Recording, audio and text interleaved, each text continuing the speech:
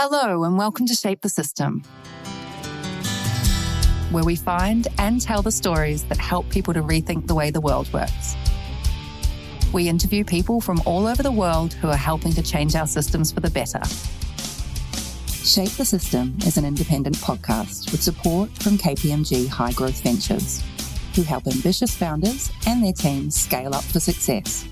More about KPMG High Growth Ventures after the interview. We hope you enjoy this episode. Hello everyone. I'm going to be talking about sugar and all things sweet and all things that shouldn't be quite so sweet.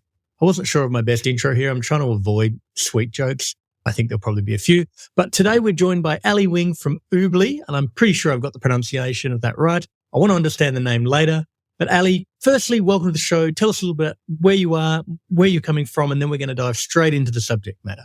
Thank you for having me. I'm excited to be here. I am Ali, and I'm the CEO of Oobli. Oobli is headquartered just north of San Francisco. For those of you that don't know, Little Davis, I like to say it's the Boulder of California, but we're a community around UC Davis. And a lot would say that we're the exact intersection of agriculture meets technology and how we're really looking at new food supply. So it's one of the reasons why our headquarters are here. Interesting. That was going to be one of my questions. So I know you've spent a bunch of time on campus there and other campuses as well, and we'll go into that a little bit later on.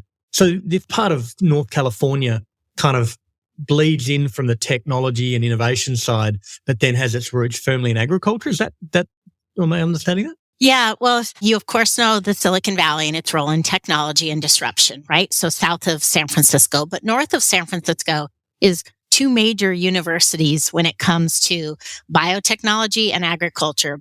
Cal, Berkeley, biotech, and then UC Davis, very much food, ag, health. And that all sits just at the south of the biggest part of the farming community of California. And really still California produces a ton of the agriculture for the U.S., almost all of the lettuce that we eat in this country. It's very much the heartland. And I actually am a multi-generational child of farming. Also, grandparents on both sides of my household were old farmers before a lot of it got modernized or became wine or other things. So I grew up here. This is kind of my history. Wonderful. I want to come back to the history because I always love how you arrived to be working on sugar. But let's start with sugar. I think there's no one listening to this is going to be thinking, I haven't heard of sugar. Of course, people are aware of sugar. But I want to come back to when we think about sugar, what is it doing to our bodies? Why do we crave it? How is it used? What's good about it? What's bad about it? Let's just get into the bit of the science of sugar, the existing problem/product, and then we can start to move from there. I think at the outset, I always feel like I want to be really clear and say sugar's not bad. And Right. Sugar's actually a biological necessity, and humans in particular were designed to crave it. There's a lot of goodness that comes with craving sweets, if you will. Now, we've tended to turn sweets into an equivalent of sugar. And we're going to talk a little bit about why maybe having less sugar to satisfy our sweets is such an important thing for now, but we'll get into the health reasons for that. So backdrop first is it's normal, basic human biology to crave sweets. Why? That's partly how we survived as a species. What's changed is really the access to it. And so today it's recklessly abundant in our diet, and our bodies are at odds with our biological predisposition to crave it. Our biological predisposition to crave it didn't intend to have it available in massive quantities in all of our food. It was intended when we still were hunters and gatherers and we grabbed roots from the ground, and nobody ever overate their carrot.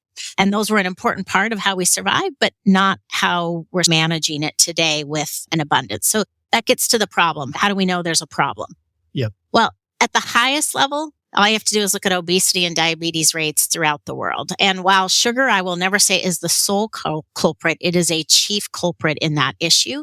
And what we see is what I would define as metabolic disorders, where the system that was designed to help us manage insulin and break down things that weren't proteins in our bodies is out of whack and isn't modulating well, which shows up for most of the world today in statistics that are fairly staggering if you look at them on a 20-year basis.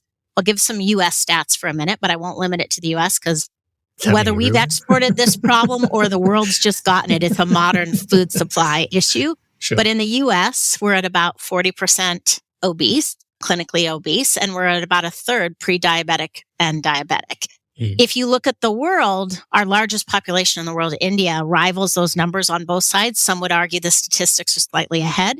Most of Latin America struggles with the same numbers. But even places like southern China, or even a country like we think of Japan, traditionally in the US, I would think of Japan as a healthy diet. They're now in the high teens, almost 18% pre-diabetic. So Wow. I think if you zoom out and say, what is the problem that's at hand? The problem at hand is these metabolic disorders that are associated with our modern food system. A chief component of that is how much sweets we're eating and how out of whack that is to what our bodies are good at handling. Got it. So that's really the problem. And I want to just check on some of the language here, and then I'll also have a couple of follow-on questions, probably 4, but I'm going to try to remember the first 2. Is there a distinction between sugar and sweets? Because you're using those interchangeably. I'm trying to understand the difference. There is. Sweets are how we get our treats, right? The most common one we know today are sugar and sugar alternatives that are all carbohydrate or carbohydrate-like. Right. I'm about to tell you about why sweet proteins, which can give you that sweet tooth and that satisfaction of flavor and happy that we've come to get almost habit-like in our mouths, but a very different mechanism than a sugar because it's a protein. Got it. Okay. So we can use sweets as an umbrella term for anything that provides sweetness. I guess the reason why I'm trying, and maybe it's an English/Australian or non-American thing, sweets often means dessert, right? And I just wanted to make sure we weren't talking about dessert, although we probably are in some respects. No, yeah. And honestly, biologically, we were designed to crave what we think of today as sugar or carbohydrates and carbohydrate-like because that played a certain role in our body, different than what proteins did. Now, with so much abundance in our food supply, proteins might actually play a helpful role to match what is sort of cravings with what's ideal in our body.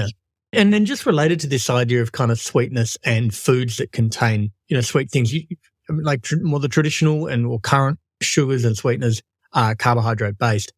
Is it natural that we're finding them with things that are carbohydrate dense? Think of a muffin or think of something like that. Or is these are separable things? You have the carbohydrate that might be the wheat or whatever else it is that makes up that particular food.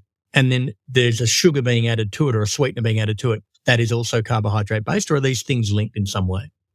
They're not necessarily linked. And let me zoom out for just a minute and say, when I say they're carb and carbohydrate like, that's how your body will handle them. But the more important differentiation of what we're talking about is they're all small molecules. And I'll take you back to biology 101. Please. We know how our body digests small molecules versus large molecules. Large molecules are macronutrients like a protein. Right. Small molecules get digested differently, right? And how they get digested in the instance of sugar or sugar-like carbohydrates, they kind of bombard our taste buds. That's where we get the flavor. But then they move through our digestive system, triggering blood sugar and insulin levels, because that's actually how we manage to break those things down. And then they hit your gut microbiome and interact with your flora in a way that proteins don't. Okay. So they're just biologically, almost think of them as different mechanisms of action in our body and how we actually take in things that we can use for energy sources. Small molecules and large are different. Got it. And again, my limited understanding of this part of the biology, That's okay. but we get carbohydrate and ultimately our body is converting it to a sugar that it is then using in real time. And if it can't, it says, I need to store this for later and puts it in as fat. So it's a very efficient, and I'm making air quotes, it never works in a podcast, but it's a very efficient way to get high amounts of energy into the body. And problematically is if there's a lot of it around, you're getting a whole bunch of energy that you don't need at this particular time, hence the abundance problem. Yeah. Or you can say you get a lot of energy from proteins too. Food is energy source, right? But with carbohydrate, what's happening is it's triggering your metabolic system to interact to balance out what's going on. And it's too much. So our systems are failing, essentially. We weren't designed to be getting as much of our diet from that type, right? We were designed to be getting more of our diet from a balance of protein and those small molecules. And that's where we see this. I like to think, let me give you a quick analogy because it helps to understand this. Sugar cane is a little bit like I think about fossil fuel today. No one would argue that it's an amazing crop and it's plant-based and it's got important things and there's important roles in this world. But when we step back and look at the implications for the world and how we're using it, we sort of have the same dilemma that we have with fossil fuel. We need to use it better. We need to upgrade its role as an input into system, but probably not have it in every one of our output. Like in the sugar case, maybe not sweetening everything from our yogurt at breakfast to our chocolate bar as a dessert. And that's actually very similar to what we're talking about here. Sugar still plays an important role. We're not anti-sugar. We actually don't even think you should have zero sugar. We just need to get it back to the quantities that fit our health ecosystem and how our bodies work. Got it. Understood. And just, I've got a couple of kind of follow-on questions on that. The first one, it just relates to, and you kind of touched on it, when we have something that is sweet, whether carbohydrate-based, sweet, or protein-based, what makes it taste sweet? Like, how does that mechanically, how's that happening for you? So even if you have a sweet protein, which I'm going to tell you about, it's all actually happening. Your tongue has two taste receptors that are very well known for how we tell our brain we just got the sweetness. And there are Right. T1 and R2 taste receptors. And whether you're getting it from a small molecule, carbohydrate or carbohydrate light sugar, which sort of bombards or hits those as you take it into your mouth, Right. or a sweet protein that momentarily binds with it because they're trying to be a trickster sugar, right? That's what we're going to talk about. Yep. It's actually all through the experience in your tongue and what we call our T1 and R2 taste receptor. That's what tells your brain, hey, I just got the thing I like. Fascinating. Yeah, I love this idea. And then the second, probably the deeper question, is a point you touched on there, which is we've taken this fossil fuel, we've taken this sugar, and we've put it into everything.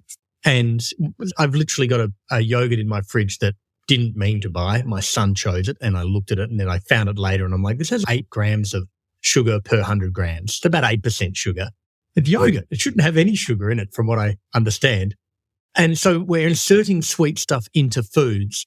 Now, is part of this thinking around why we need better forms of sweet that we can't put the genie back in the bottle here? That people are used to having this much sweetness in their food. So if we're going to have sweetness in the food, we need better forms of sweetness rather than just taking the sweetness out and trying to change the behavior. Yeah, you're talking to, I have an incredible set of partners that are technologists that started this company that are the scientists that could school us both on how this works in your body. But I'm a career consumer commercial leader who says, how do we build change? How do Right. we get this to work? And what I know is we're facing a crisis from a healthcare point of view. 40% of our world's population is suboptimal health. A chief culprit within that is what's going on with obesity and diabetes, what we'd loosely coin around metabolic disorders. The reality is those, if we look at them as growth levels in the last 20 years, they're epidemic growth levels. They're huge. And so what I know is that driving behavior change is hard. Asking people to do better generally doesn't work. Hence, we have a very productive pharmaceutical industry in the world. Right. Because sometimes we just want to medicate around it versus make the change. Our proposition isn't that, hey, if you're already cutting sugar and you've got your balance, good for you. We hope you always will. But we know that habits are hard to change and we know we have a big problem. What if we could give you a healthier way to satisfy your sweet tooth that is a game changer for your body? Right. That's what we're up to at Oobli. And it's partly because we think the mandate's that big. The statistical problem is huge. Clearly, we're proving we're not very good at regulating ourselves. Humans the world over. Before we jump into Oobli, which we're about to do, the product and how it works and all the parts associated with that, I'm curious to understand, and you've touched on it right up front, but how our relationship with sugar has changed over kind of a longer time frame. Back where you're a hunter-gatherer, sure, tens of thousands of years. I'm just rereading Sapiens at the moment, so I'm right in the thick of this again. Hopefully we've all read that book. It's actually a fascinating book on a general level. But how's our relationship with sugar changed? Is it that we never found it before and we had to find it in the wild and we encountered it, and then we suddenly worked out we could refine this thing and put it into food, and then suddenly we mechanized that and put it into food wholesale? What are the kind of the markers? When did that start happening? How have we got here? I'll challenge one thing in the question and then I'll Sure. walk you through what I think are the big moments. But I don't know if our relationship has changed as much as our access to it has changed. We Interesting. always desired it. We always sought it out. We are biologically designed to crave it. But at early man or early evolution or early settlement, we didn't have it available. Right. So we got to want a lot. Right. What happened in the last approximately 30 to 40 years, you could say probably the big beginning of the modern food supplies around the 1950s, right? You could also say the US played a big role in that and how we brought sort of modern packaged goods to market.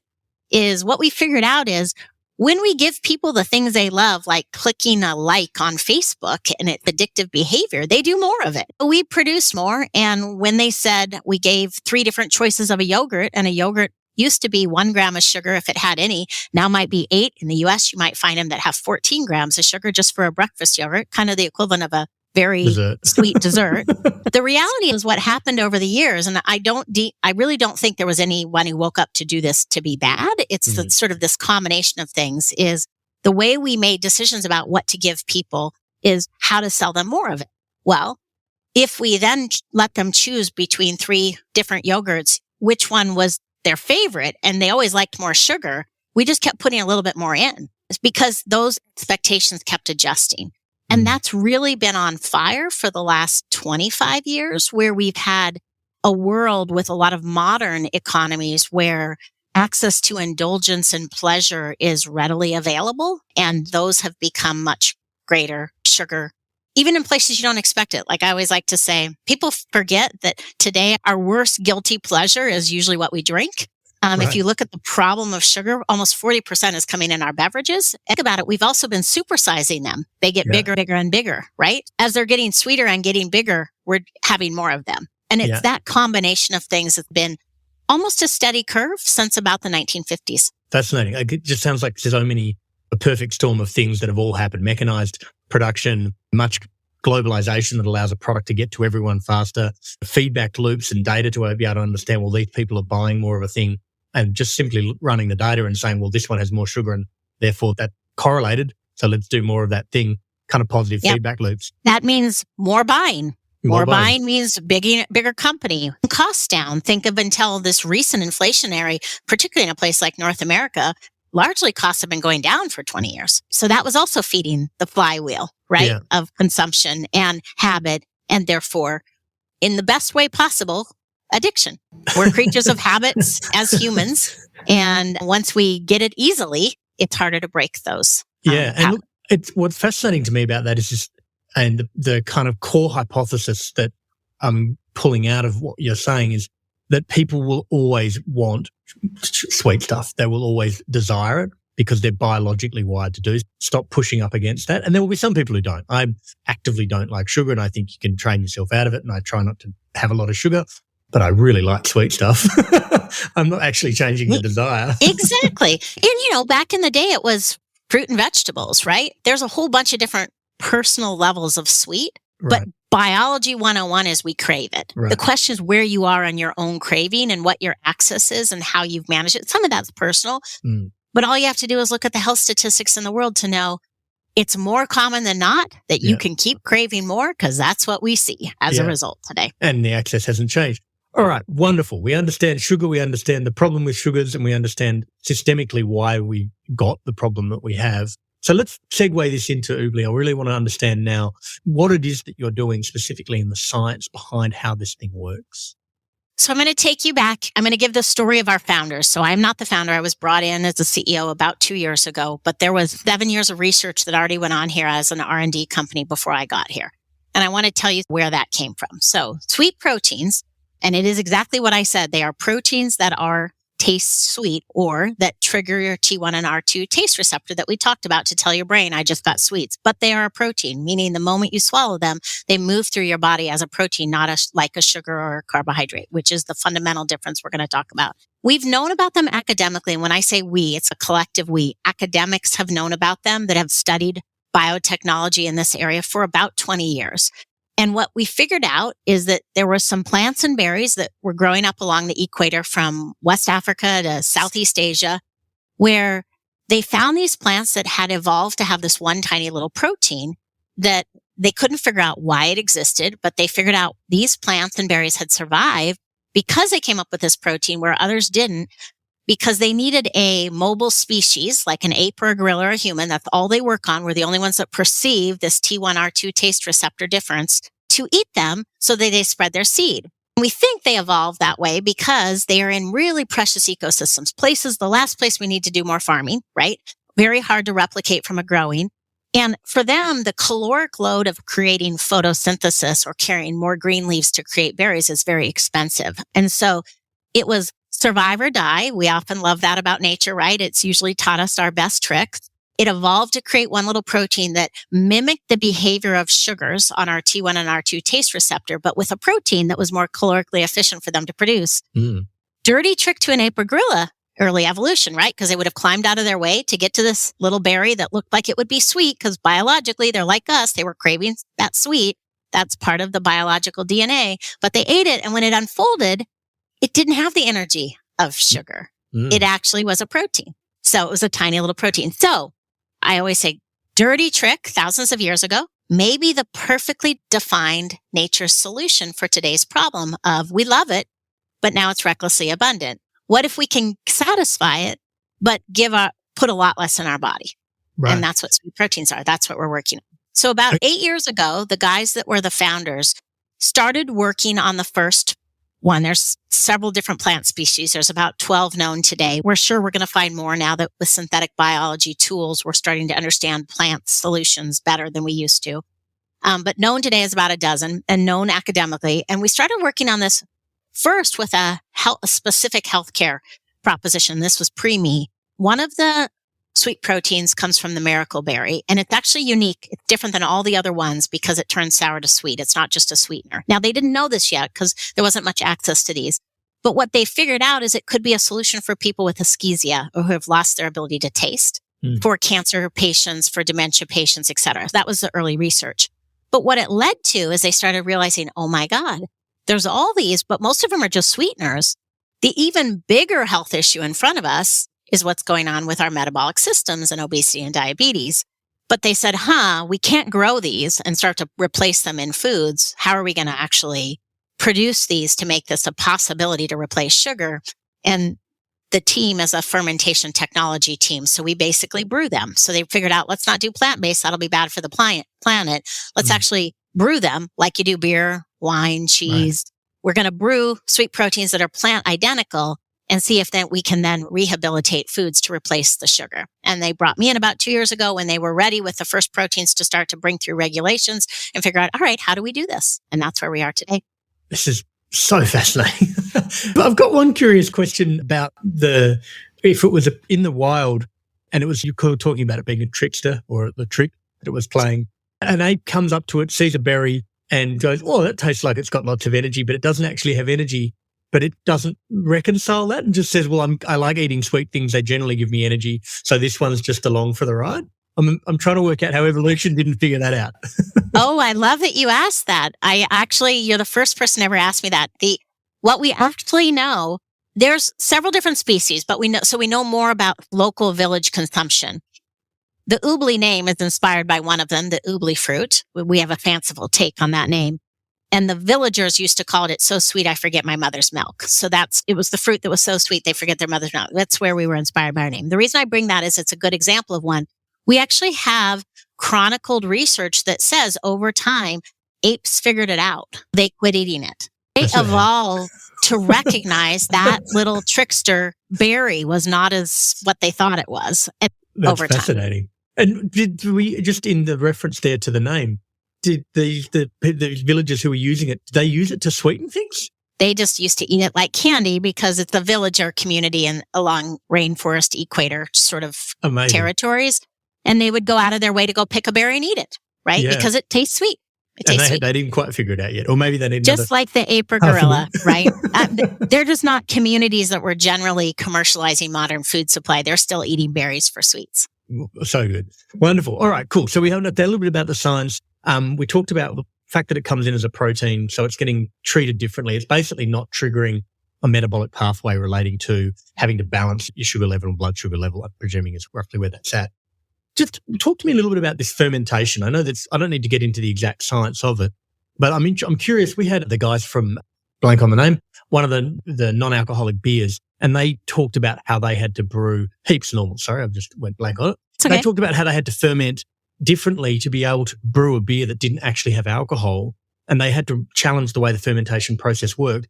What was it that led you and the team generally to think fermentation is how we're going to need to tackle this as opposed to some other kind of synthetic approach to actually creating the protein? It's probably a confluence of a few things. The first was initially the research was, hey, we're just interested in these plants and berries. And they were thinking agricultural. They're up here in Davis. They're thinking agricultural. Then they started to understand what they were. And they said, wow, this is huge impact. But to grow these, you'd have to take them from a precious ecosystem we don't need to take more things from. And you can't replicate that ecosystem. So we probably don't need to tear down any more rainforests. That's the headline number one. Headline number two is, all right, so if you can't produce them that way, but we now understand their DNA and we're predisposed to plant-based solutions, right? So some would argue you could design these just chemically.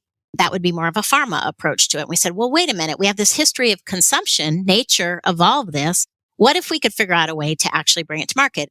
And that's where the second co-founder comes in, who's now my CTO and our partner, and he's a fermentation expert. That's the technology expertise. He helped build what you know as the first fermented chicken that's sold in Singapore today, and others came out of the Silicon Valley working on all the first gen of all of that and said, wow, something could help us with our sweet tooth and with obesity and diabetes. I'm in.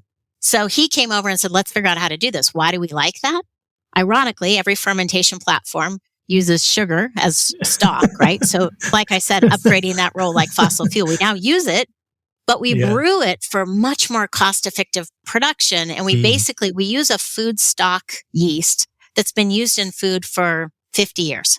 And so it's widely used as a common food. And we just brew it. And at the end of it, we separate out, we dry it and we separate out the actual protein and we can isolate that. So it's purified protein, the exact thing that came from the plant. And what that just allows us to do is leapfrog another negative climate impact, number one. And two, it allows us to completely change the cost model because this now can be not a fruit that probably could only ever be grown in a way that would be for the luxury or the elite. And this can be a mass consumption solution that can compete with sugar costs. Yeah. And I think the other thing that comes out of that implicitly is just, I think when you introduce a new product to market or a new ingredient of products to market, in your case, there is a sense from people need to understand how this thing came to be and where it came from. And I think the familiarity of saying, hey, look, this is just a kombucha of sugars.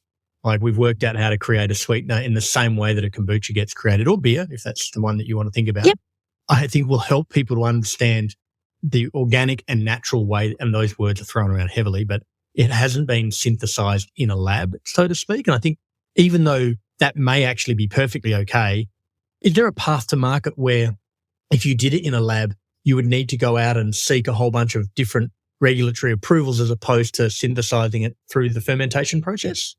I have to seek the highest level of regulatory approval for every protein in every country in the world, even as it is, because it doesn't have a long history of documented use. We know villagers ate it around the equator, but they were not large societies, regardless of the fact that I'm using a very common fermentation methodology, which we very much did for all the reasons you just articulated beautifully, which is at the end of the day, not everybody really wants to think technology with their food. So we are pretty biased towards let's leverage what nature has taught us. Let's go where we have the history of plants and let's use methods that are commonly accepted. But honestly, it's the tech behind it that allows us to be smart enough to take this knowledge from nature and make it available today. And it's the beauty of that marriage that I think is so amazing. But yes and yes to everything you said. That's why and what we're doing. But fermentation doesn't mean we don't go through regulation. Yeah, that's interesting because I think they're ultimately not regulating the process, but the outcome of the process being there is a protein here that doesn't currently exist in food. You're seeking for anything sweet to have this protein as opposed to that sugar. So we need to understand that protein. Still considered a novel. It's called it because it's a novel ingredient, right? It doesn't have a long history of use. We have to prove that out. Yeah. And in terms of where you're up to at the moment with going live, now, right before we got on the call, you showed me some epic chocolate, which I want to see again. Have you got that handy? I do. We're so excited about our milk chocolate bars and our dark chocolate bars that are launching very soon. We're very excited. By the time this comes out, it will have just launched. They should be live. I love it. I'm going to order some in time for this to come out. I'm a massive So let me tell you what's so special about these. Please. So this is a really good example, right? I'm not trying to pick for you what your tastes are. If I do my job well, I'm not telling a consumer what to like. I'm just saying, all right, what do you like? And what if I took that product and removed the sugar and replaced it with sweet proteins and blindfolded you? Could I get at least 4 out of 5 not to recognize I'd done anything to it? That's really our goal when we do food. These dark chocolates, this is an amazing story. They're about a 70% cacao, right? Yeah. They're beautifully crafted specialty chocolate. They have 1 gram of sugar in them. I'll tell you the why. We keep 1 in. But so that's about 95% less sugar. And now the trick, of course, with a chocolate bar versus a drink, right, is typical chocolate bar, about half of the bar, the bulk is actually made from sugar, not just the sweetness, right? I can replace sweetness, but what do you do with a bulk? Well, in this case, we use an acacia fiber to replace the sugar. So these bars are also, one serving is 1/3 of your daily fiber, in addition to being 90% less sugar. And 4 out of 5, in fact, even higher on these bars, about 9 out of 10, can't tell that we've done anything to the bar, number one, or number two, would never know it's a low sugar anything. Fascinating. And God, there's so much to take in there. Firstly, I can't wait to get some because I'm not a sugar I can't wait for you to have them. But I love dark chocolate. But there's some things that are fascinating in there, which is the idea that sugar in a product, there's so much of it in our products that when we take it out and put something else in, there's a mass problem that needs to then be replaced by another product.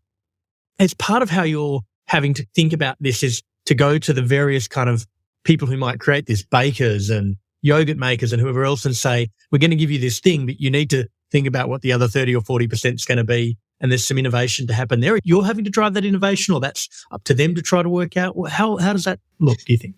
I love the question. Let me just reframe for a minute, though, because I could also talk about, remember, the biggest daily added sugar problem is beverages. Yeah. So not all product categories are the same. The only role of sugar in beverages is sweetening. There's no bulking. When you take it out, the rest is just water.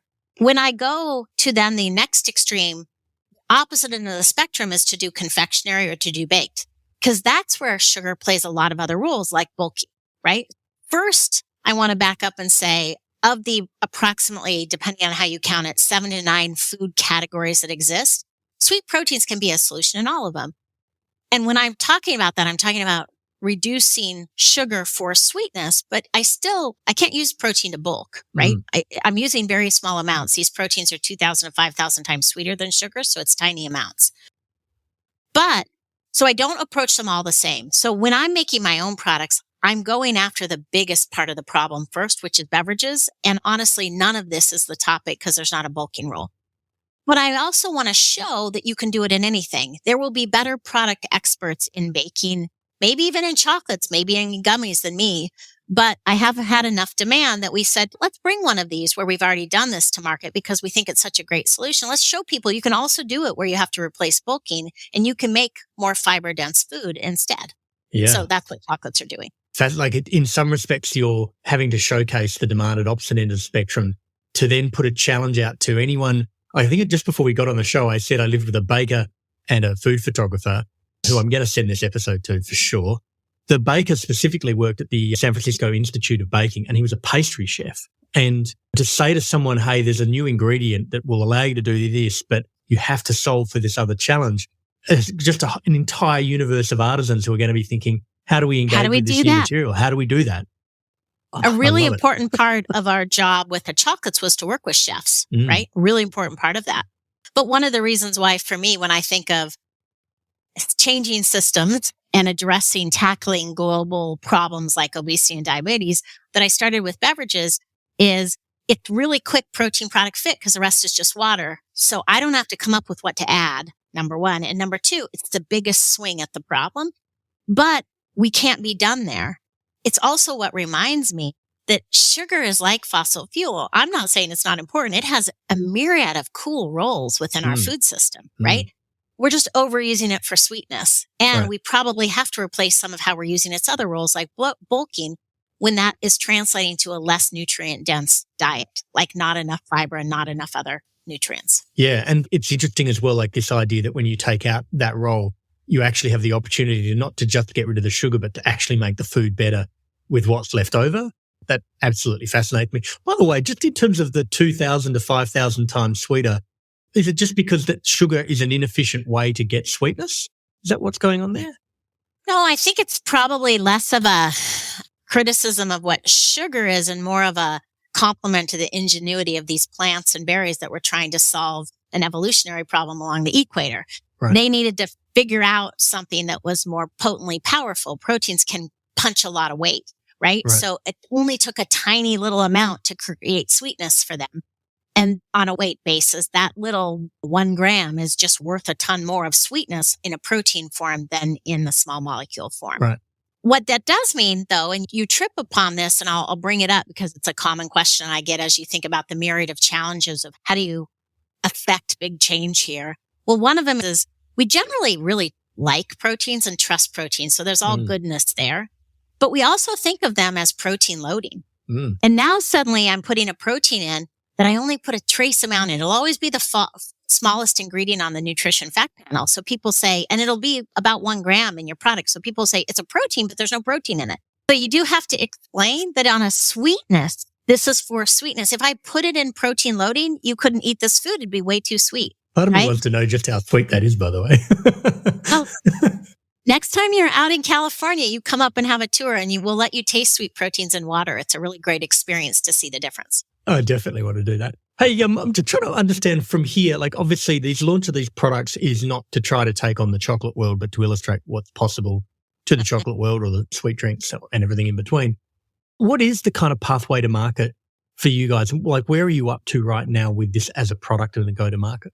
Yeah, I would say I wake up every day motivated by bending the global health curve, right? That's my why. So what we're trying to solve and what we're very specific about branding the category is we think the biggest complexity for us, we've tackled a lot of the science, we've tackled a lot of the scale, we've tackled a lot of the costs. Those don't keep us up at night. This complexity is general distrust and confusion by consumers today about their diet. I would say, look at the last year's headlines and news that's come out about sucralose, aspartame, erythritol, what's going on with all these things that were promised as safe, right? So there's a lot of distrust. There's also not a lot of people have more than biology 101 and had it a long time ago. So not a lot of knowledge about macronutrients and micronutrients or how to differentiate. And then a ton of confusion about how we do our labels today. And you generally have a lot of distrust in institutions and promises. And a lot of people are always pitching the promise of perfection. So this is one of those that almost sounds too good to be true. I think that will be one of our hardest parts of this is proving that not only is it craveable, delicious food, but it's a game changer for your health, right? So with that as our complexity, the way we've decided to go about bringing this to market is, one, we think at the end of the day, the biotech doesn't mean anything if we can't deliver deliciousness. So we have to build products so people can taste it because it's only as good as its craveable food. It's food, right? I'm asking for adoption through eating. So that's number one is get out with samples, start to show the breadth, like sweet teas to chocolates. The second is, by getting people to taste, I can then start to have an opportunity to have the dialogue. I don't expect them to ever understand macronutrients and micronutrients. I hope, and we think, we can see in the early data, they generally are predisposed to trust a protein. But it's going to take loving it and then having the discussion about protein to know why this could be such a compounding game changer. By putting branded products out with our brand and naming this category Oobli sweet proteins, not just sweet proteins, and calling it a bunch of different brands, we hope to build what we would call the wayfinding. Think about the best example in the world would be Intel Inside. Intel was Intel for 20 years before it was Inside, right? So one of the things that we really try to do is we're branding this as marked with sweet proteins so that you can see Oobli sweet proteins becomes I'm looking for that check mark. I'm looking for a place that I can trust so I don't have to understand the whole labels. And that's really where we are in phase one. It's about trial, advocacy, and education. Why we're doing, and again, every protein we have has to go through a regulatory level in every market we're in. So we have 4 proteins through first level regulatory with the highest safety standards here in the US, and we're now in applications across a lot of countries while we're working on the next proteins. In the meantime, that gives us enough safety standards to start to be able to start to talk to the large CPG companies and say, hey, you're trying to solve sugar. You got a lot of headlines with what's going on. You share some of the problem we do. Why don't we start to look at rehabilitating a couple of yours with sweet proteins? Early stages of that, and I would expect we'll announce a couple of those first products that you already know and love. I don't have to teach you a new product or a new brand, but with a whole new approach to sweetness. And so both of those will be important. Funny, when you were talking, like setting that up, I was immediately thinking Oobli Inside because it's a consumer brand education and trust thing. We had a gentleman on the show a couple of years back who worked previously, he works now for an interesting kind of cotton fiber, but he worked for Woolmark in Australia, which built an entire global brand around high quality wool. And it's just fascinating how you have to take that approach to be able to then bring something into the system level. Right. Yeah. And just in terms of how some of the specifics around that. So you don't see Oobli long-term being a brand in its own right for consumers. It's ultimately an Oobli inside, and this is a pathway to that. Is that kind of it, or are you happy to always have your own chocolate line? Or I don't know that I know. What I do know is we're a first mover in a really important category that's not a new topic, been looking for a solution for a better way to get sweets a long time, but hasn't had a best solution. And we want to brand and own that. We think products will be an important part of that. And there may grow out of this our own product business as a complement to that. If I limit it to that, I will limit the effect of bending the global health curve. I know I want to rehabilitate existing foods because no matter how big we could be, will never be all of those other foods. So we know the same principle as I want to meet the consumer where they are. I'd love everyone to just eat less sugar. But the reality is I recognize habits are hard to break. So if I'm meeting them the same way they are, I have to have the same principle about the foods they choose. The older you are, the more you already have certain favorites of some brands, of certain topics, right? So I'm not going to replace all those with something novel. People will have habits and brands, and those can be great foods that we can help bring back to better quality health. Yeah. And one of my thoughts on that was in terms of that spectrum of a sweet drink all the way through to a chocolate, where would just a bag of sugar sit on that? Like imagine the thing that's in your home. Where does that sit on that spectrum? About by the time your audience is hearing this, we might be actually talking about sugar packets and protein packets. We are in development on those right now. We do have what we would call a sucrose equivalent approach to all of this. What we needed to do is get far enough with production at big enough levels in a variety of enough foods to test that it could handle all different formats. And here's what's important. When you have that in the US, it would be like a domino box of sugar in your pantry that you could use for a million things. You don't have to wonder if I put it in this and bake at this level, will that still be sweet? You just know it does. So there's a certain amount of testing that has to happen because each of these proteins is a little different than the other. They were all growing, evolving in nature to solve the same problem, but they did it slightly differently. So I'll give you a fun analogy. So they're about, from a homology point of view, 60% the same, which any biologist would tell you that means they're not the same at all. They're about 40% different. Here's a great analogy. Humans share about 60% of the homology of a banana, but you could probably say we're a little different, right? So there's a lot, exactly. Some may be more close to bananas than not, but let's just assume there's a few other parts of us for sake of argument. So when you think about this, what we figured out in that other 40% are some are a little bit more water stable, some are a little bit more soluble, some are a little bit more heat stable. So a lot of what we're doing right now is starting to think about the design experience to figure out that kind of predictability that sugar has 100 years of practice on, having gone through, to make sure that equivalent isn't one we don't have to create exceptions to when it goes into that box as a sugar equivalent. Yeah, it's fascinating. And I think going back to the pastry chefs, that's the point at which you say, here's a replacement. Please cook the 10 favorite things that you cook at the Baking Institute in San Francisco and tell us any of them that don't work so we can understand what material property might be missing from those.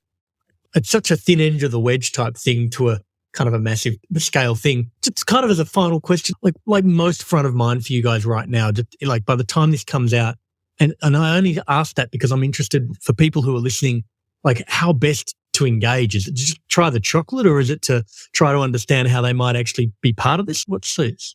I think the most important thing, eating is believing when it comes to food. So try sweet protein powered products. There will be new chocolates, milk chocolate and dark chocolate available. And you can get those at Oobli.com. You can get them at Amazon. We're in a couple hundred retailers. We're relatively early in our launch, but we're rolling out very rapidly. But we also have sweet teas. We may even have sugar packets very quick that you can put in your own coffee and have your own approach to your sweetness. So definitely, I'm a big believer that tasting is believing, especially in a category like sugar or sugar reduction, because most of the market solutions for replacing sugar today, the brain definitely doesn't think it's the same thing. It's a taste trade-off, right? So what I'm most excited is for people to find out how craveable these are. They're really good tricksters, right? So that's number one.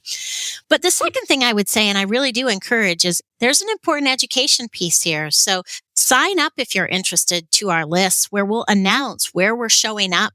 Our scientific advisory boards are doing lectures. We're starting to produce blogs out to start to make information available on sweet proteins. And we really are offering a community access for you have questions about your food, you have questions about your health, they intersect with sweets. Let us be a resource. We encourage you to sign up and you'll get invited to a lot of those different communities as the interest fits you. Fascinating. I love it. Well, Ali, we'll leave it there today. Thank you for edifying me and everyone who's listening on everything sweet. It really was what a really fantastic conversation. I can't wait to try some of this chocolate. Thank you for having me. I loved the opportunity to get to share. We're super excited about what Oobli can do. We hope you enjoyed this episode of Shape the System. As usual, if you'd like to suggest a guest, someone that you know who's helped change a system for the better, please go to www.shapethesystem.org, click on the top right-hand corner, then click Suggest Guest. Make sure that you click subscribe so that you get the new episode. Shape the System is an independent podcast with support from KPMG High Growth Ventures. Connects founders to the services they need along their journey. Whether you are looking to refine your strategy, mature your finance function, prepare for a capital raise, expand abroad, or simply comply with regulatory requirements, they provide you with the support you need to drive your business forward.